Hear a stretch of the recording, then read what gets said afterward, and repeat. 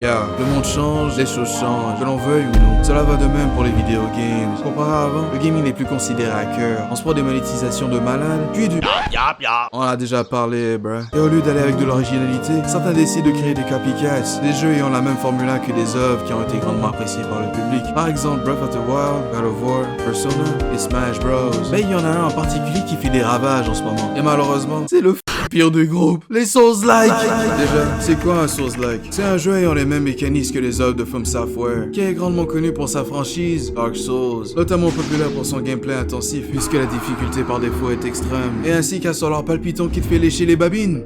What the fuck? Pourquoi je parle comme ça? Leurs IPs ont créé une nouvelle vague dont les développeurs indie et AAA en profitent présentement. Lies of P, Lords of the Fallen, Wulong Fallen Dynasty et autres. Le problème est que les acclamations viennent seulement pour la Souls formula et non sur les jeux en tant que tels. Les books sont tellement désespérés qu'ils recherchent l'expérience semblable à Bloodborne 2, bruh. C'est comme si t'étais un grand fan de Playboi Carti, mais vu qu'il prend des années à drop un album, tu te compenses à écouter ses clones. Et malgré cette ressemblance, rien ne dit qu'ils ont pu parfaitement recréer un bon Souls. Bien sûr, il y en a qui ont pu succéder ainsi que de transmettre leur propre vision. Par contre, tu peux bien avoir un environnement original et des OST impeccables, mais le game design a tendance d'être semblable aux entrées de From Software. Que ça te fout un peu la rage. Après, des fois c'est normal, car l'élément essentiel des Souls-like reste le même. Perdre énormément de temps à étudier des ennemis intenses et des boss impardonnables, afin de les massacrer pour ensuite passer au prochain. C'est tough en tant que tel, mais ça diminue dramatiquement le charisme de cet aspect après avoir terminé l'un des jeux légendaires de la compagnie japonaise. Carrément, je me tapais mon shell après avoir fini Sekiro, et mon expérience était grave caca. J'ai seulement tenu 1 heure, car j'obtenais aucune satisfaction d'avoir aiguisé mes skills face au mob. Même l'histoire me faisait lâcher des aides. Le lore n'a pas pu soutenir son atmosphère sinistre et intrigante comparée à Dark Souls. Par contre, c'est vraiment une dinguerie de toujours faire une comparaison, bruh. Sauf que c'est naturel de faire ça à copycat. C'est leur malédiction.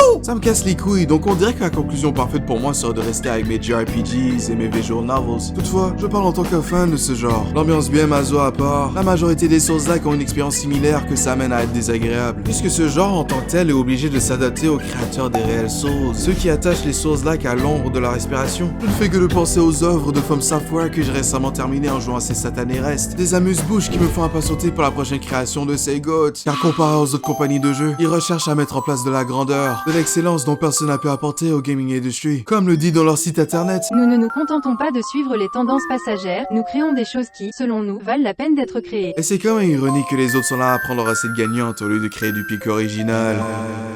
Pour faire en conclusion, j'insinue pas que les Souls-like sont c'est simplement le fait qu'ils manquent d'identité qui me fout le seum. C'est tant qu'à faire, je vais commencer ma gameplay sur Sekiro. Anyways, I'm out this bitch.